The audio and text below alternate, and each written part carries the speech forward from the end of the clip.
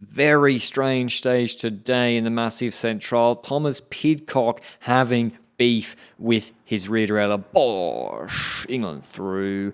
Malamore to Ussel, 155 kilometers long. A medium mountain stage. Looks like a classic breakaway stage. Hot conditions. The stage got shortened by 30 kilometers.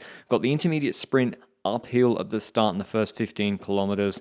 Really hard for any team to control this. Only Trek might want to do it for Mads Pedersen. Go check out the Lanterne Rouge Cycling Podcast. It is the best podcast covering the Tour de France, where I'm talking with Benji every day about every stage. And predictably, Little Trek wanted to control for the intermediate sprint. It ended up not being the best strategy. They use Derek G. West and Quinn Simmons to control until the intermediate sprint. They bring back the break. They put the full complement of 25 points on offer, 30 points at the finish. It does make Merlier, Coy uncompetitive for the sprint, but what ends up happening is they burn their team. Vacek does a full pull, and actually Binney and Philipsen finish second and third in the sprint as if it was a sprint on the flat or something. So maybe going in the breakaway early was the play, but you see Van der Poel counter off that, and here the strange pattern to this stage begins. Apparently, UAE, they're going for the team's classification, and so they don't want Trek in the breakaway, I guess, because you see Del Toro is marking Pidcock,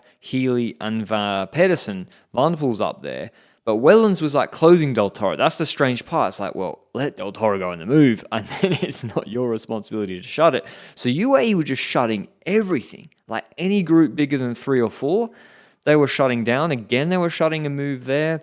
Maybe Lipovitz was like getting forward. Then they blocked the road when Alaphilippe goes clear with a non-dangerous group of 4. Dean Gordon, Hessman, Haller, and Alaphilippe. Pidcock bridges across. His teammate Asparen was in that move, and they're marked. So Bora starts to run out of teammates here. Remco's in a forward position. And then, of course, UAE cannot let Remco or Lipovitz jump in a breakaway. So Del Toro and Pogačar themselves were marking moves on all the climbs.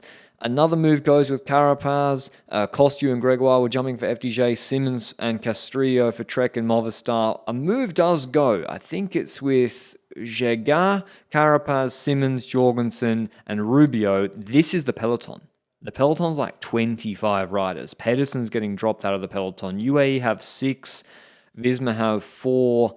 Red Bull just have Remco and Lipovitz. And so this move was going, and maybe because of that, Johannesson jumps, and then Lipovitz starts jumping here. I think that's Lipovitz, not Van Gils. So yeah, obviously then Remco's in a forward position, and yeah, Wellens can't let Lipovitz go up the road, so they have to mark that. So it was strange, like you couldn't figure out what break was okay for UAE. In fact, there was no break that was okay for UAE because it goes. Finally, no GC teams. Trek in it with 2, G. West, Simmons, Castrillo, Van der Poel, Lars Kraps, Van Eytveld. Wellens is on the radio. And you're like, all right, this is the break. They're going to play for it. Pidcock tries to ping across. He does that. Really impressive for him to bridge a gap of 20 seconds on like largely flat roads or light hilly roads for someone of his size. He gets across, but still you think, okay, Baudin's in there. The closest on GC is Johannesson. They also let him go with Simmons across. Oh, he was already in there, sorry. He's on 10 minutes. UAE should just let this out, and as soon as it gets to like 4 minutes, another GC team will start to control to protect their top 5.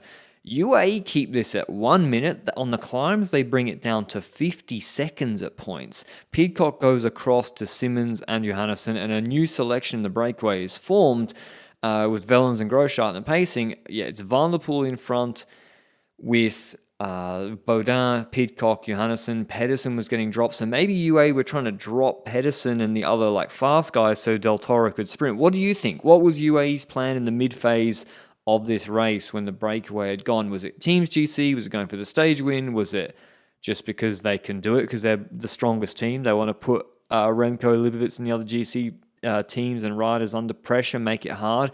For Van der Poel, this is a good thing. You think, why is it a good thing? The breakaway's in danger, might get brought back. He's isolated. He's the fastest at the finish by far. You would think, I thought Trek would stop pulling at this point. I was like, UAE handing them a stage opportunity on a platter. Simmons and G West should sit on. Van der Poel's clearly the favourite in front. You see Lipovitz having to get his own bid-ons. Maybe that's the reason why UAE were chasing to keep the domestiques of Remco and Lipovitz behind. Yeah, for Trek, even though Ineos start to chase, I mean, that's good. They got Pedersen in the group. All the climbs are finished. It's 1 hour of racing left. I thought they would play the Pedersen card also to get the maximum 30 points on for the green jersey up for grabs. UAE keep pacing. So at 1 minute 20, even with Ineos, they were helping. But as I said, for Van der Poel, it's a fine balance. You obviously don't want the break to get caught, but without Trek dropping back riders or sitting on, which they started to do here, they started to sit on a little bit with 30Ks to go. You know, Van der Poel just needs to make a selection. He does this on a short hill, gets rid of the 2 Trek boys with 25Ks to go. Perfect for him. Pidcock's coming back on the descent. He's got the perfect group composition, pressure from behind. Pidcock starts to have problems with his rear mech. He can't change it. He decides to give it the yellow card. He's been watching the football last night. The Paraguay team, maybe he's kicking his rear derailleur. Trek dropped back. Simmons, but now it's 20Ks to go. So that was a long time where Simmons wasn't dropped back.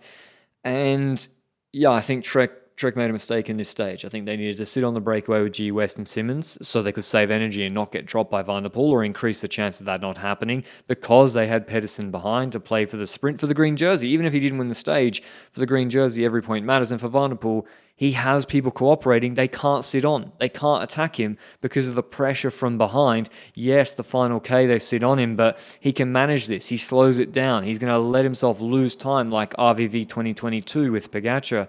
And when he wants to jump, even with the pressure from Pedersen sprinting behind, he can launch when he wants to.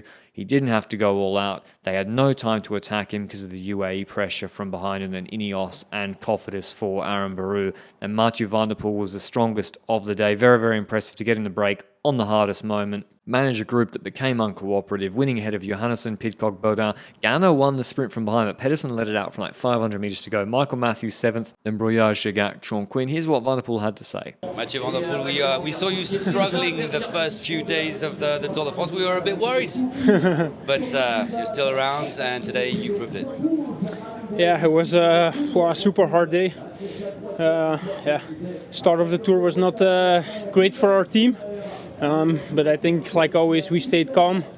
We have a really nice group here, and we kept believing that it will turn around. And maybe not today, maybe second week, maybe third week, but yeah, it's really nice to go to the first rest day with a win. Talk us through that final sprint against Pidcock, against Johannesson. Yeah, I was not so sure. I spent a lot of energy trying to keep the break alive. There was a lot of pressure from the bunch. The roads were horrible for a breakaway, headwind the whole day, and we really we fought for it, and I'm happy to finish it off. In terms of GC, we do have a change. Vasek lost his top 10 position. He lost like 15 minutes today. So Egan Bernal moves into the top 10. But everyone's pretty tight from 3rd till 9th. It's like 1.5 minutes separating them. They're all the group that made that 3rd group in the Tourmalet stage. Hope you enjoy the video. Rest day tomorrow. Go check out the LRCP podcast. I'll see you on Tuesday. Ciao, ciao.